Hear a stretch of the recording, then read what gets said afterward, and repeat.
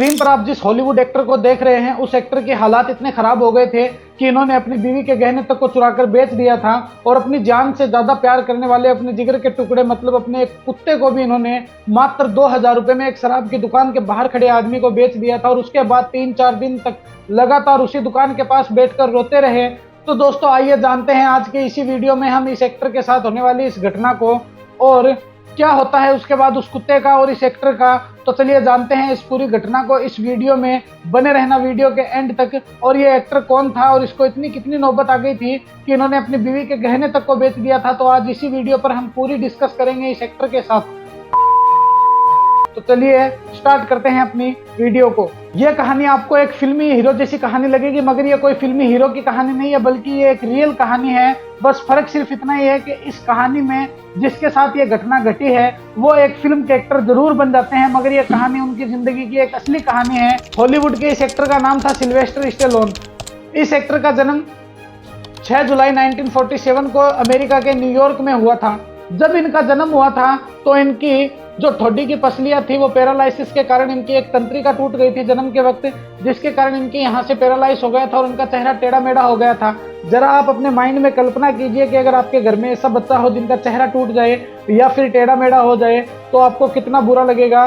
मगर फिर भी इनके पिताजी ने इनको पालन पोषण किया, इनको बड़ा किया। और जब ये बड़े हुए तो इनका परिवार एक आर्थिक तंगी से जूझ रहा था और दोस्तों इनके पास पैसों की बहुत ज्यादा कमी हो चुकी थी। उसी कमी के चलते इनके पिताजी ने क्या किया कि इनकी आर्थिक स्थिति खराब होने के बावजूद भी इनकी शादी कर दी और इनका परिवार बहुत ही आर्थिक तंगी से जूझ रहा था। फिर दोस्तों एक दिन ये फुटबॉल का मैच देखते हैं और उस फुटबॉल को मैच देखने के बाद इनको समझ में आता है कि क्यों ना मैं भी एक स्क्रिप्ट लिखूं, क्योंकि बचपन से ही इस हीरो को शौक था कि मैं भी हॉलीवुड का एक्टर बनूंगा और मैं भी एक दिन एक अपनी स्क्रिप्ट चलाऊंगा। फिर दोस्तों ये एक स्क्रिप्ट लिखते हैं और इस स्क्रिप्ट को पूरा होने के बाद जगह जगह स्टूडियो में घूमते हैं अपनी स्क्रिप्ट को बेचने के लिए। मगर कुछ लोग इनकी स्क्रिप्ट को पसंद करते हैं, कुछ लोग नापसंद करते हैं। फिर दोस्तों इनके साथ वो घटना होती है जो शायद ही इनकी जिंदगी में बहुत काफी बुरा वक्त दिखाने वाली थी। और इन्होंने क्या किया कि जब ये स्क्रिप्ट बेचने जाते हैं तो कुछ लोग इनकी स्क्रिप्ट को पसंद कर लेते हैं, मगर कुछ लोग इनकी स्क्रिप्ट को पसंद नहीं करते हैं, क्योंकि इनको एक जिद थी कि इस फिल्म का जो एक्टर है रॉकी, वो एक्टर मैं खुद बनूंगा, वो एक्टर किसी और को नहीं बनने दूंगा चाहे कुछ भी हो जाए। उसके बाद इन्होंने क्या किया कि इनकी हालत और ज़्यादा खराब हो गई थी, तो इन्होंने एक दिन रात को चुपके से अपनी बीवी के गहने चुरा लिए।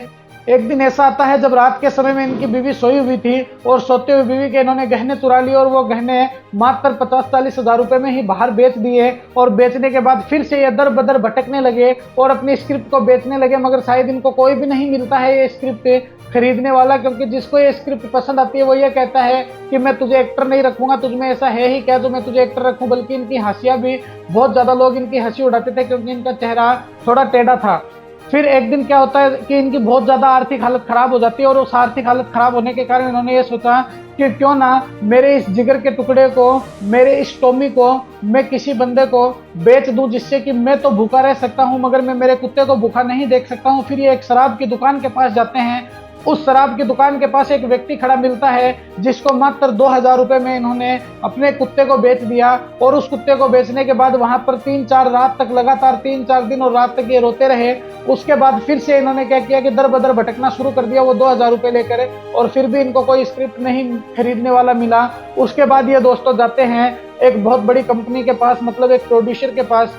उस कंपनी को, उस प्रोड्यूसर को इनकी स्क्रिप्ट पढ़ने के बाद इतनी पसंद आती है कि वो उनको पहली नज़र में ही सिलेक्ट कर लेते हैं। मगर फिर उन्होंने ये कहा कि हम तुम्हें इस स्क्रिप्ट का 30 करोड़ रुपए दे देंगे, तुम 30 करोड़ रुपए लेके यहाँ से गेट आउट फ्रॉम हियर हो जाओ। मगर इनको ये शर्त मंजूर नहीं थी, क्योंकि इन्होंने वहाँ पर यह शर्त रख दी थी कि स्क्रिप्ट में जो हीरो है रॉकी, वो रॉकी मैं खुद बनूंगा, किसी और को नहीं बनने दूंगा। और उस प्रोड्यूसर ने भी इनको इनकार कर दिया और उनकी हंसी उड़ाते हुए उसने कहा कि तुम्हारे अंदर ऐसा क्या है जो मैं तुमको इस फिल्म का हीरो बना दूं, तुम्हारा तो पहले से ही चेहरा टेढ़ा है।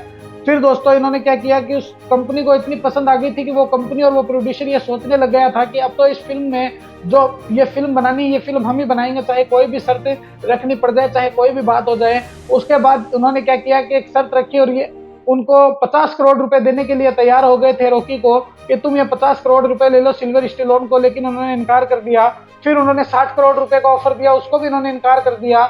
उसके बाद उन्होंने कहा कि आखिर तुम्हारी इच्छा क्या है, तुम ही काम करना चाहते हो, हाँ तो फिर इन्होंने कहा कि बिल्कुल मैं ही काम करूंगा। तो उस प्रोड्यूसर ने एक दिमाग लगाया कि क्यों ना हम इसको इतना कम ऑफर दे कि ये खुद परेशान होकर छोड़कर चला जाए और अपने को स्क्रिप्ट दे जाए। तो प्रोड्यूसर ने इनको सीधा सीधा कहा कि देख, मैं तुझे 30 लाख रुपए दे सकता हूं अगर तू इस फिल्म में काम करे तो, वरना तुम यहां से जा सकते हो, ये स्क्रिप्ट हमें दे दो।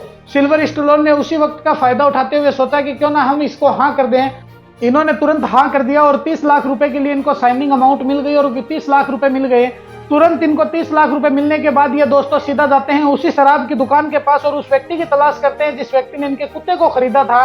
फिर दोस्तों क्या होता है कि ये उस दुकान पर 5-6 दिन लगातार खड़े रहते हैं, मगर वो व्यक्ति कभी नहीं आता है और ये वहीं पर अपने कुत्ते का इंतजार करते हैं कि शायद मेरा कुत्ता, मेरा डॉगी वापस आ जाए और मैं उनको खरीद लूं। एक दिन ऐसा आता है जब वो व्यक्ति खुद उसके कुत्ते को लेकर उसी शराब की दुकान के पास शराब पीने के लिए आता है। तो ये क्या करते हैं कि उस व्यक्ति से बात करते हैं कि साहब, उस वक्त मेरी आर्थिक स्थिति बहुत ज्यादा खराब थी, इसलिए मैंने आपको 2000 रुपए में एक कुत्ता बेचा था। आज मेरी स्थिति कुल मिलाकर कुछ ठीक है, तो आप अपने 2000 रुपए ले लीजिए, मुझको मेरा प्यारा सा कुत्ता वापस कर दीजिए। उस व्यक्ति ने साफ साफ इनकार कर दिया कि मैं तुम्हें एक कुत्ता नहीं दूंगा, चाहे तू जो भी कर ले। उसके बाद इन्होंने 2000 से सीधा 10,000 का ऑफर दिया, उस व्यक्ति ने इनकार कर दिया। उसके बाद इसने 15,000 का ऑफर दिया, उसने इनकार कर दिया। 25,000 का ऑफर दिया, फिर भी उस व्यक्ति ने इनकार कर दिया कि मैं ये कुत्ता नहीं दूंगा, बहुत ही प्यारा कुत्ता, क्योंकि वो व्यक्ति जानता था कि अब इसको जरूरत है, ये जरूर हमें कुछ ना कुछ ज्यादा पैसे देकर जाएगा। तो फिर उसके बाद इन्होंने 1 लाख रुपए देने का भी इन्होंने कह दिया, फिर भी उसने नहीं दिया। ऐसे करते करते 5 लाख तक पहुंच गए, 10 लाख तक पहुंच गए। फिर इनकी जो डील डन होती है वो डील डन होती है मात्र 12.5 लाख रुपए में। 2000 का कुत्ता इन्होंने 12.5 लाख रुपए में वो कुत्ता खरीदा था। फिर इनकी जिंदगी का एक ऐसा टर्निंग पॉइंट आता है जिसने इनकी पूरी जिंदगी को बदल कर रख दिया था। इनकी जो स्क्रिप्ट है, उस स्क्रिप्ट के ऊपर पूरी फिल्म बनकर तैयार हो चुकी थी और उस फिल्म को बस हॉल में रिलीज करना था। जैसे ये कुत्ता लेकर अपने घर जा रहे थे तो इनकी स्क्रिप्ट कंप्लीट होने के बाद जैसे उन फिल्म को रिलीज किया गया तो उस फिल्म का नाम रखा गया द रॉकी फिल्म ने दोस्तों पूरी दुनिया में तहलका मचा दिया था और शायद आपने भी ये फिल्म देखी होगी। और यहाँ तक कि हॉलीवुड की इंडस्ट्री में तो इन्होंने अपने खुद के एक झंडे गाड़ दिए थे। और उसके बाद वो फिल्म ऑस्कर के लिए चुनी गई और बड़ी बड़ी कंपनियों का इनको ऑफर मिलने लग गया। ऑस्कर के लिए चुने जाने के बाद रॉकी को भी ऑस्कर अवार्ड्स के लिए चुना गया। और दोस्तों यहीं से इनकी जिंदगी की काया पलट होती है। इस कहानी से तुम्हें कुछ मिले या ना मिले, मगर एक सीख जरूर लेनी चाहिए कि जिंदगी में हालात चाहे जैसे भी हो, लड़ने का जज्बा होना चाहिए। जब इंसान के अंदर लड़ने का जज्बा पैदा हो जाता है तो फिर चाहे जो भी हालात हो, वो हर हालात से निकलने का हुनर रखता है। तो कैसी लगी ये स्टोरी आपको मुझे कमेंट में जरूर बताना। मिलेंगे इसी तरह एक और नए